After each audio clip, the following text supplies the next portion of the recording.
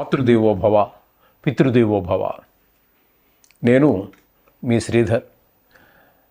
ఇప్పుడు మనము డిసెంబర్ నెల 2025 సంవత్సరం గోచార ఫలితాలు ఏ విధంగా ద్వాదశ రాశుల వారికి ఉన్నాయనేది తెలుసుకునే ప్రయత్నం చేద్దాం. మకర రాశి వారికి డిసెంబర్ నెల 2025 గోచార ఫలితాలు ఏ విధంగా ఉన్నాయో సశాస్త్రీయమైన పద్ధతిలో తెలుసుకునే ప్రయత్నం చేద్దాము. ఈ మకర రాశి వారికి ద్వితీయ స్థానంలో రాహుగ్రహ సంచారం జరుగుతున్నది. రాహుగ్రహ సంచారం ద్వితీయంలో ఉండటం ద్వారా ధనానికి ఇబ్బంది, మాటలో కఠినత్వము, అలాగే కుటుంబంలో ఒక సంతోషకరమైనటువంటి వాతావరణం లేకపోవటము, అలాగే ఇక్కడ రాహు మూలంగా విష క్రిములైనటువంటి తేళ్ళు, జెర్రులు, బల్లులు, బొద్దింకలు, దోమలు ఇత్యాది వాటి వల్ల కొంత ఇబ్బందులు ఏర్పడేటువంటి అవకాశం ఉన్నది. ఇక తృతీయ స్థానంలో శని భగవాన్ యొక్క సంచారం జరుగుతోందండి. ఇది కూడా చాలా ఉపయోగకరమైనటువంటిది తృతీయ స్థానంలో. అంచేత ఇంటిలో మనం ఏ పని మొదలుపెట్టినా ఆల్రెడీ మొదలుపెట్టేసి ఉండినా మనకి ఇంట్లో వారి యొక్క సపోర్టు, అలాగే ఈ చుట్టుపక్కల ఉండేవారు, అలాగే ఆఫీసుల్లోనూ, ఉద్యోగంలోనూ, వ్యాపారంలోనూ మనం ఎక్కడైతే ఉన్నామో అందరి యొక్క తెలియని కొన్ని సందర్భాల్లో తెలియని వారి యొక్క కూడా సహాయ సహకారాలు మనకి మనసా వాచా కర్మణ అందిస్తూ ఉంటారు. తద్వారా మనం ఒక కొంచెం జీవితంలో అభివృద్ధి, వ్యాపారం కాబట్టి జీవితంలో అభివృద్ధి సాధించే అవకాశం గోచరిస్తూ ఉంది. ఇది కేవలం ఒక డిసెంబర్ నెలకే పరిమితం కాదండి. శని భగవానుడు మీనంలో 2.5 సంవత్సరాలు ఉంటారు. కొంతకాలం గడిచింది. ఈయన ఇక్కడ ఉన్నంతకాలం కూడా మీకు ఇవే ఫలితాలు కనిపిస్తూ ఉంటాయి. అలాగే రాహు గురించి కూడా, కుటుంబం గురించి చెప్పాం కదా, అది కూడా ఈ డిసెంబర్ వరకే కాదండి. ఈయన కూడా ఇక్కడ సంవత్సరంన్నర కాలం పాటు ఉండే కాలం కొంతకాలం గడిచింది. మిగతా కాలం అంతా కూడా రాహు ఇదే ఫలితాలు ఇస్తాడు, శని అదే ఫలితాలు ఇస్తాడు. ఇకపోతే గురువు యొక్క సంచారం తీసుకున్నట్టయితే, గురువు యొక్క సంచారం మొదటగా సప్తమ స్థానంలో 6 రోజుల పాటు ఉంటారు.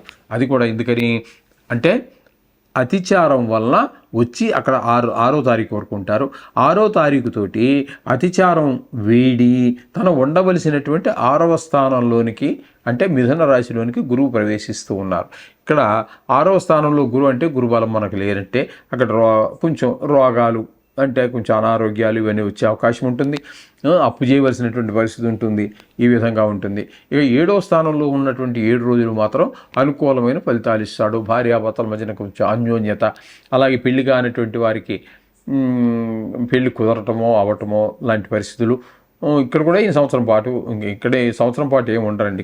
ఇక్కడ కన్యలోనే, అది మిథునంలోనే ఉండడం జరుగుతుంది. ఆయన కొద్దికాలమే ఉంటారు అనుకోండి. ఇది కూడా తర్వాత.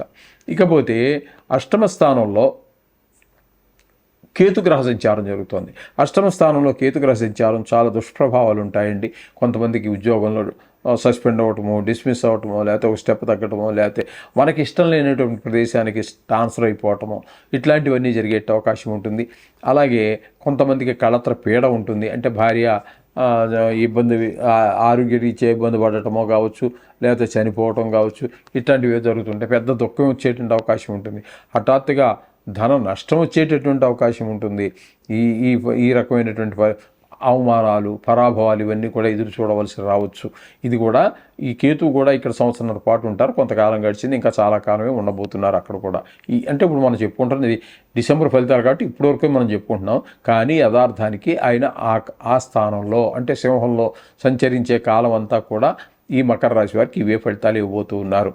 ఇకపోతే బుధుని యొక్క సంచారం తీసుకున్నట్టయితే, బుధుని యొక్క సంచారము దశమ స్థానంలో 6 రోజులు, అలాగే ఏకాదశ స్థానంలో ఒక 16 రోజులు, బుధుని యొక్క 6 రోజులు దశమ స్థానంలో ఉండి, తదుపరి ఏకాదశ స్థానంలో 24 రోజుల పాటు సంచారం చేస్తూ ఉన్నారు. దశమ ఏకాదశ. తదుపరి వ్యయ స్థానమైనటువంటి ఈ ధనుసులో ఒకరోజు సంచారం చేస్తూ ఉన్నారు. ఇక్కడ మీకు దశమ స్థానంలో సంచారం చేసేటటువంటి 6వ తారీఖు వరకు అంటే 6 రోజుల పాటు మీకు మంచి ఫలితాలే, వృత్తిపరమైనటువంటి అభివృద్ధి స్పష్టంగా గోచరిస్తూ ఉంటుంది. ఇక ఏకాదశ స్థానంలో 24 రోజులు కూడా చాలా స్పష్టమైనటువంటి అభివృద్ధి గోచరిస్తూ ఉంటుంది. ధనలాభం బాగుంటుంది, వ్యాపారాలు బాగా జరుగుతాయి, ఎక్కడికి వెళ్ళినా మీకు అన్ని జయంకరంగా జరుగుతాయి. ఇక ఒక్కరోజు మాత్రం మీకు బుధుడు వ్యయ స్థానంలో ఉన్నారు. ఆ వ్యయ స్థానంలోని ఒక్కరోజు మాత్రం కొద్దిగా ఇబ్బందిపరమైనటువంటి పరిస్థితులు అంటే ఆ, ధన ధన వ్యయం ఇట్లాంటి చిన్న చిన్నపాటి ఒక్కరోజే కాబట్టి పెద్దగా పరిగణలో తీసుకోవాలి. అలా అని చెప్పి వదలడానికి లేదు, అలాగే గట్టిగా దాని గురించి బాధపడక్కర్లేదు. ఈ విధమైన ఫలితాలన్నీ బుధుడి వల్ల కలుగుతున్నాయి. ఇక రవి వల్ల తీసుకున్నట్టయితే రవి ఏకాదశి స్థానంలో 16 రోజులు అద్భుతంగా యోగిస్తారు. తదుపరి 15 రోజుల పాటు ధనస్సులో అంటే వ్యయ స్థానంలో సంచరించే కాలంలో మాత్రం కొద్దిగా ఇబ్బందులు ఉంటాయండి. అంటే ధన వ్యయమైపోవడం, ధన నష్టం జరగడం, కొంతమందికి కారాగార శిక్షలు పడడం, కొంతమంది శత్రుభయం, ఇట్లాంటి మనోవిచారం ఇవన్నీ కూడా మనకి ఈ రవి వల్ల కలుగుతూ ఉన్నాయి. ఇక కుజ భగవాన్ యొక్క చలనం తీసుకున్నట్టయితే, సంచారం తీసుకున్నట్టయితే ఏకాదశి స్థానంలో 7 రోజులు సంచారం చేస్తున్నారు. అద్భుతమైన ఫలితాలు ఇస్తారు. డబ్బులకి ఇబ్బంది పడవలసినటువంటి పరిస్థితి ఉండదు. ధనార్జన బాగుంటుంది. వ్యవహారంలో దిగ్విజయంగా సాధించగలుగుతారు. ఇక మిగతా 24 రోజులు వ్యయ స్థానంలో, ఆ వ్యయ స్థానంలో ఉన్న రోజుల్లో ధనం వ్యయమైపోవటం, ధన నష్టం జరగటం, కొంతమందికి కళత్ర నష్టం, శత్రుభయం, కొంతమందికి కారాగార శిక్ష కూడా చెప్పాం కదండి. ఇంచుమించుగా సుమారుగా రాశి ఫలితాలు అనేటప్పటికి 70 కోట్ల మందికి ఒక రాశి వర్తిస్తున్న ప్రపంచవ్యాప్తంగా తీసుకుంటే, అందుచేత ఇటువంటి దుర్మార్గులకి ఈ విధమైన శిక్షలు పడే అవకాశం ఉంటుంది. ఈ విధంగా మనకి కుజుని యొక్క సంచారం చూపిస్తుంది. ఇకపోతే శుక్రుని యొక్క సంచారం తీసుకున్నట్టయితే ఏకాదశి స్థానంలో 20 రోజులు చాలా ధనానికి లోటు లేకుండా చూస్తారు. అన్నిట్లో మీకు విజయం కలుగుతూ ఉంటుంది. అలాగే వ్యయ స్థానంలో 11 రోజులు సంచారం చేస్తున్నారు. వ్యయ స్థానంలో కూడా యోగిస్తాడు. 2 స్థానాల్లోనూ యోగిస్తున్నాడు. పూర్తిగా నెలంతా యోగించేటటువంటి గ్రహం కాబట్టి, అందులో లాభానికి సంబంధించిన స్థానం కూడా ఉంది కాబట్టి, మీకు షేర్ మార్కెట్లో పెట్టుబడి పెట్టేటువంటి వారికి చాలా అనుకూలంగానే మనం ఫలితాలు చెప్పుకోవాలి. అలాగే వ్యయ స్థానంలోనే సినిమా రంగంలో ఉన్నవారికి, టీవీ రంగంలో ఉన్నటువంటి వారికి కూడా చాలా శుభప్రదమైన ఫలితాలన్నీ కూడా శుక్రుడు కూడా సూచిస్తున్నాడు. ఈ విధమైన ఫలితాలన్నీ కూడా మనం ఈ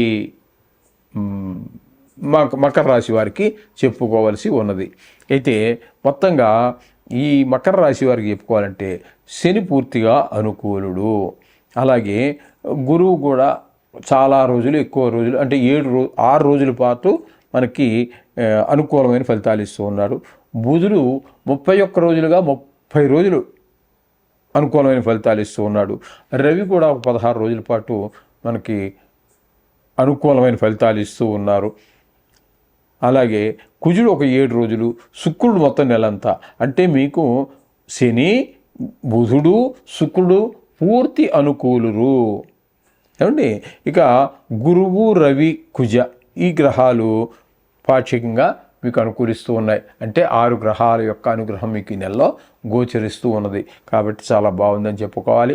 ఏదేమైనప్పటికీ కొన్ని ప్రతికూలమైన గ్రహాలు ఉంటాయి.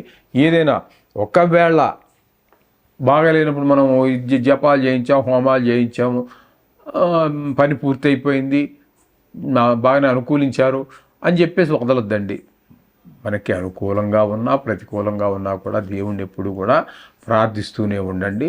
తద్వారా మనకి సర్వశుభాలు వస్తాయి. కష్టాల్లోనూ వదలలేదు, సుఖాల్లోనూ వదలకపోతే ఆయనకి ఆ గ్రహాలకి మన మీద ఉండే అనుగ్రహం వేరుగా ఉంటుంది.